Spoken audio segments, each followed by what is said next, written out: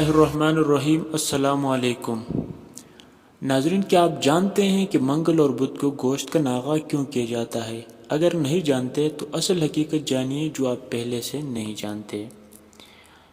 پیارے ناظرین، ڈاکٹرز متوازن اور حفظان صحت کے اصولوں کے مطابق غذا کو معمول بنانے کی تلقین کرتے رہتے ہیں۔ وہ دودھ، پھلوں، سبزی اور دالوں کے علاوہ ہفتے میں ایک بار گوشت کھانے کی ہدایت بھی دیتے ہیں۔ گوشت پروٹین کا ایک بہترین ذریعہ ہے۔ آپ اس کی اہمیت کا اندازہ اس بات سے لگا سکتے ہیں کہ حضور اکرم صلی اللہ علیہ وسلم کو گوشت کس قدر پسند تھا۔ پہلے دوستو، آپ علیہ السلام نے اسے کھانوں کا سردار قرار دے دیا۔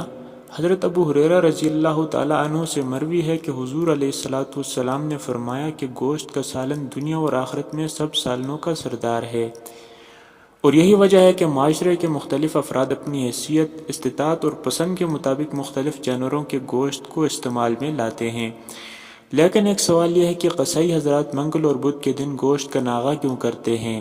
جب حضرت آدم علیہ السلام کے دو بیٹوں حابیل اور قابیل کے درمیان جھگڑا ہوا تو قابیل نے حابیل کو منگل کے دن قتل کر دیا تھا، اور قابیل تقریباً 2 دن یعنی منگل اور بدھ کو حابیل کی لاش کو اٹھائے پھرتا رہا، اور لاش کا کیا کروں اور اسے کیسے ٹھکانے لگاؤں، اسے اس بارے میں کوئی علم نہیں تھا، کیونکہ تب یہ دنیا کا پہلا قتل تھا، تو قابیل کو معلوم نہیں تھا کہ کسی انسان کے مرنے کے بعد اس کے ساتھ کیا کیا جاتا ہے۔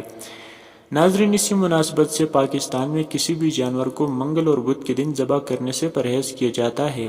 بعض لوگوں کا خیال ہے کہ منگل خون کا دن ہے۔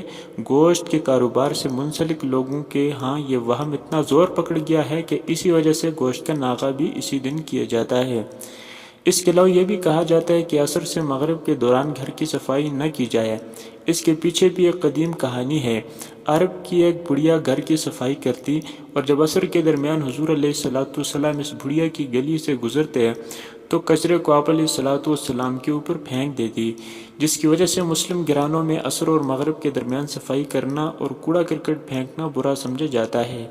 یہ وہ نظریے ہیں جو دور قدیم سے آج تک ہمارے معاشرے میں رائج ہیں۔ مزید معلومات کے لیے ہمارے چینل کو سبسکرائب کر کے بیل آئیکن کو پریس کریں تاکہ اس طرح کی انفارمیٹیو ویڈیو آپ کو بروقت مل سکے۔ تب تک ملتے ہیں نیکسٹ ویڈیو میں۔ والسلام۔